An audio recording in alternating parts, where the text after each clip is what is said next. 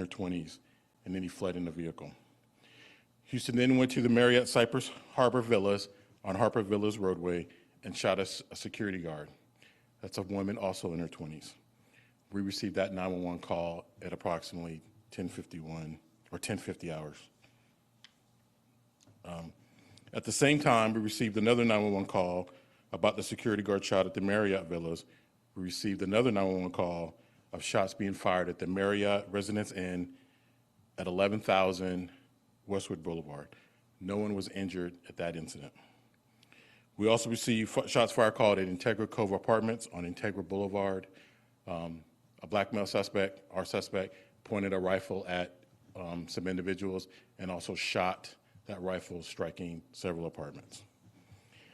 There were no calls for service. There were also calls from the intersection of Central Florida Parkway and Westwood Boulevard, where that's where Houston shot at two vehicles that were occupied and also a Mears van.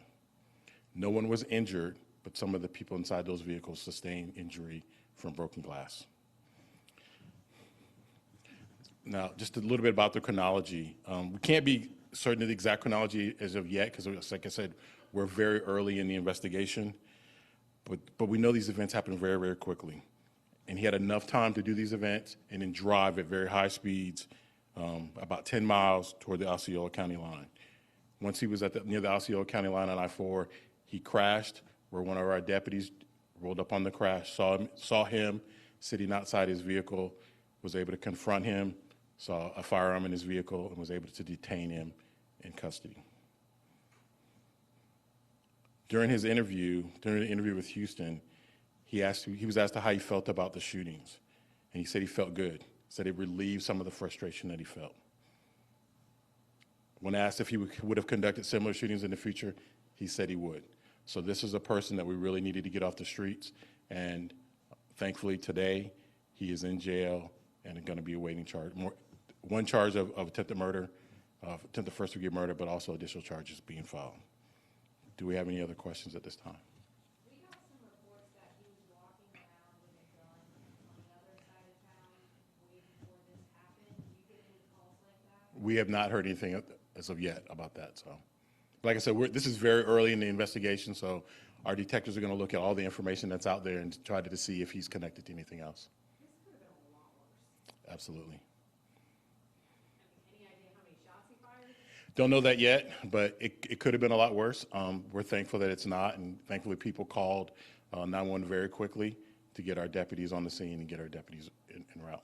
How badly injured were these two women that were shot? I don't have their status right now, but our deputies did, when they did respond, they did render aid and make sure they got medical attention very quickly and get them off to the hospital so they can get treated. Any history on this guy? As of right now, we don't know of any history. He's not from Florida. Like I said, he's from Georgia. He's only been here in Orlando, we think, probably about 2 days. So, but no Florida history. Was he legally allowed to have a gun? Did he have a gun license or anything? We don't know if he has a gun license. Like I said, he's from Georgia. Some of their laws are a little bit different than the laws in Florida. He's 19 years old. In Georgia, it's legal for a 19-year-old to possess a rifle or a shotgun. And he brought that gun with him as opposed to... Yes, he brought the gun with him. But the ammo he got... The ammo, we were told he went to a store and purchased the ammo. Undersheriff, are you able to make a comment about public safety? I mean, this is a resort area. We know there were some young kids in one of the cars that was shot at. You know, she said it could have been a lot worse. It could have been a lot worse. I think the thing to kind of focus on is our system worked. People saw something that happened. They called 911 immediately. Our deputies responded, and we took the suspect into custody. So that's how it should happen. And I think if people see things, and we say this time after time, if you see something that doesn't look right, if you see a person walking around with a rifle, call us, and we'll respond, and we'll determine if there's a law being broken or not. But I think our community is safe. I think everybody should pay attention to their surroundings, be alert when they see things that don't make sense or don't look right. Call the sheriff's office or call another law enforcement agency.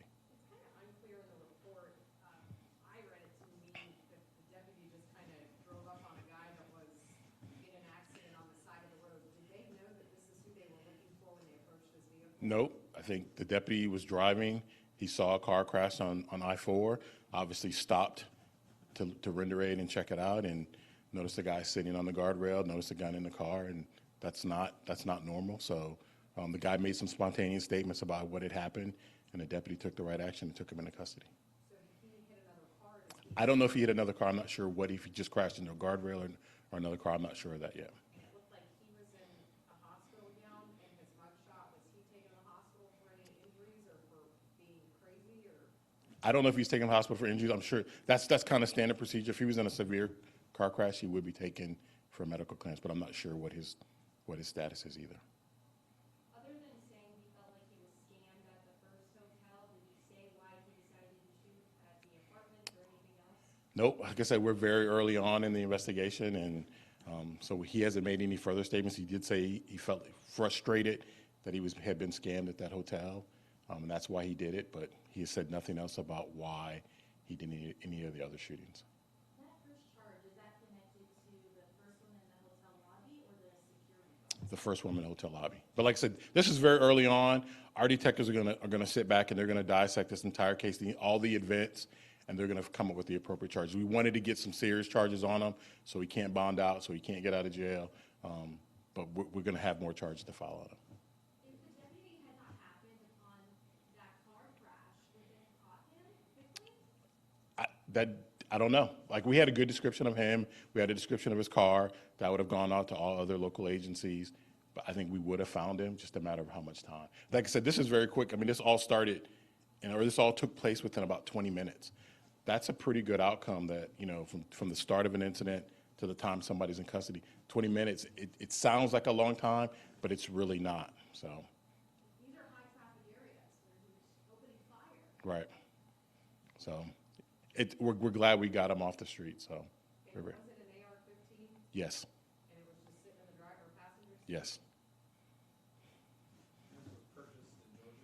I'm not sure where it's purchased. He's from Georgia, and in Florida, he can't purchase a rifle legally, so. So it was either purchased in another state or stolen? That's right, that's correct. And any idea what he'd been up to the two prior days since he's been in town? No, but I think, like, that'd be some of the investigation. I think he said that he was here to attend college, so we don't know if he was gonna attend one of the schools or not, so. I think that's some of the things that our detectives are gonna do. Now they're gonna go back and trace his timeline to see where he was, to see what he did in his time before he got here. And your reaction just reading through this report? I mean, it's kind of shocking, and it is a little scary, but I think the good thing to know is that you have an excellent law enforcement agencies here that they're going to be out there and they're going to find people who commit these crimes. Our job is to keep this community safe, and we're going to do everything in our power to keep this community safe. Are you able to tell us a little bit more about what you guys saw at those apartments and also in the intersection? You said some glass was broken? The glass on the vehicle, I don't have a lot of details about what the scenes look like, but in the one at Central Florida Parkway in Westwood, he shot at vehicles, so there's just glass from the vehicles that are in the scene. So Was it family in that vehicle? there were several people. I don't know if it was a family. There were several people in each vehicle, and there was also people in a van. So, like I said, none of them were shot.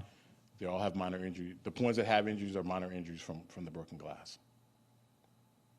Everybody good?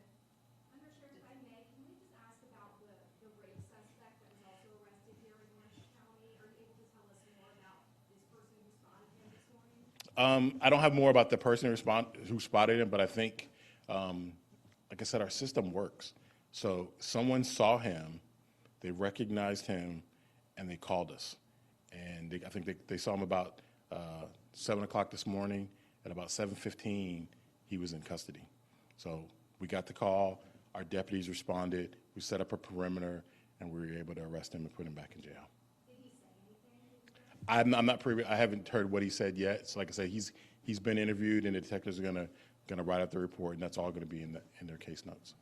And that person who just randomly spotted him? I'm not sure who that person is, but like I said, they saw him. They saw all the bulletins that were out there, all the news coverage. They saw him, they recognized him, and they called us. And I think that's what's really important is our residents here. They listen and they help us when they see something that doesn't look right, or they see somebody that we're looking for.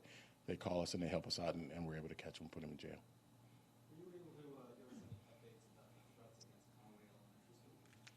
I don't have any update on that. So I do know our detectives are investigating that. So, and I know we had the second one this morning. So they're still investigating that to try to determine who is responsible for that. All right. Thank you, All right. Thank you.